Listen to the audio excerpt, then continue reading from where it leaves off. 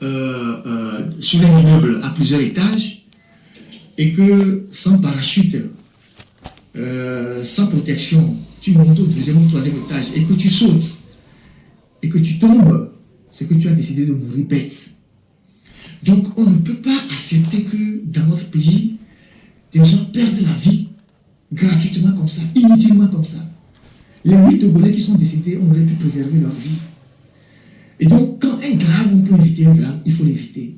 Mais après, quand on ne l'évite pas, il faut situer les responsabilités. Et quand vous êtes dans un pays, la responsabilité est à situer à plusieurs niveaux.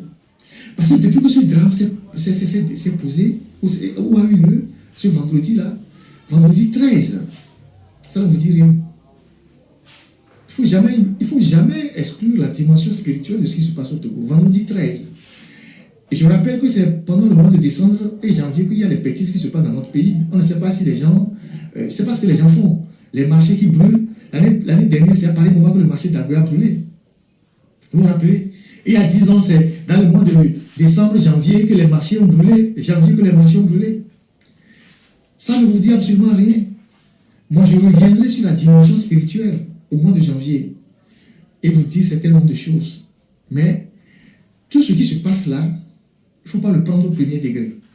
Ça, c'est une parenthèse. Maintenant, je reviens sur les faits. Quand il y a un drame dans un pays et que ce drame se déroule sur la voie publique et qu'il y a mort d'homme, il faut situer les responsabilités à tous les niveaux. Et moi, je vais prendre ce sujet sur plusieurs aspects. Je vais parler d'abord de la forme. Après, je parlerai du fond. Ceux qui viennent de prendre mon direct, vous pouvez retourner sur ma page Facebook. Vous allez voir que j'ai publié une photo, 2 images avant de commencer ce direct.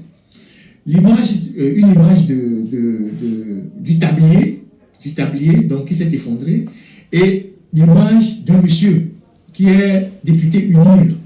Un monsieur, je me rappelais de son nom tout à l'heure, Amman Nayadjakina. Voilà, c'est un député. Il est député à Sotobois, député UNIR. C'est le directeur général des travaux publics, c'est le DG des TP. Je vais parler de lui tout à l'heure. Et je vais parler du fond de la question. Mais je parle de la forme d'abord. Alors, il y a eu un accident, comme ça peut arriver dans tous les pays au monde. Il y a eu un accident. Et quand l'accident a eu lieu, la première des choses qu'on devait faire quand il y a un drame comme ça, c'est de sécuriser les lieux. Surtout que je suis sur la forme, c'est de sécuriser les lieux. Surtout quand on sait que c'est une zone d'habitation où il y a beaucoup de gens. On est à Zongo. Et nous tous nous connaissons ce que c'est que Zongo.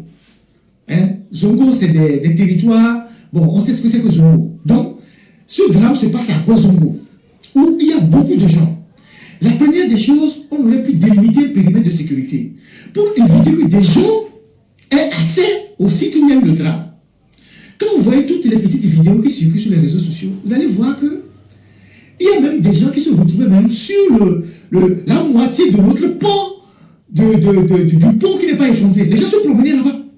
C'est vrai qu'il y avait quelques militaires qui étaient sur les lieux, mais il y avait des gens qui étaient même à côté même de la structure. Ça veut dire que s'il y a une autre partie de la structure qui s'effondrait, d'autres personnes allaient mourir. Les gens étaient à côté, les gens se promenaient. Donc, on n'a pas délimité le périmètre du drame. Ça, c'est la première observation que je fais. Et pourtant, nous avons un ministère de la sécurité et de la protection civile. On a un ministère de la sécurité et de la protection civile. Quand il y a un accident, quand il y a un drame de ce genre, la première des choses à faire, c'est de mettre une bande de sécurisation de tout l'endroit pour qu'il n'y ait pas des intrusions extérieures. On éloigne les gens, on ferme le circuit, on protège le site. Ça n'a pas été fait. C'est la première observation. Et la deuxième observation qui découle de la première, c'est un véhicule qui transportait un fût à gaz. C'est un véhicule qui transportait un fût à gaz. À supposer, je ne le sais pas, qu'il y avait du gaz dans la cuve. À supposer qu'il y avait du gaz dans la cuve. Et sachant que le gaz est je ne sais pas quoi, une substance hautement inflammable. Une substance hautement inflammable. Et que le fait que des gens s'approchaient trop de la structure et que quelque chose éclatait là-bas, on ne le souhaitait pas. Mais à supposé qu'il y avait du gaz dans la cuve et que la cuve s'éclatait. Vous imaginez? Le drame qui devait avoir lieu en dehors des 8 morts, ça aussi, ça n'a pas été fait. Ça n'a pas été fait. On n'a pas vu une sécurisation du véhicule même qui a heurté le tablier. On n'a pas vu. On n'a pas vu une sécurisation de toute la zone. Et pourtant, il y a un camp qui est juste à côté. Il y a le camp FIR. On aurait pu en 10 minutes déployer les militaires là-bas, créer tout un circuit pour protéger la zone, éloigner les gens. Mais on a vu dans les vidéos les gens qui se promenaient sous le pont.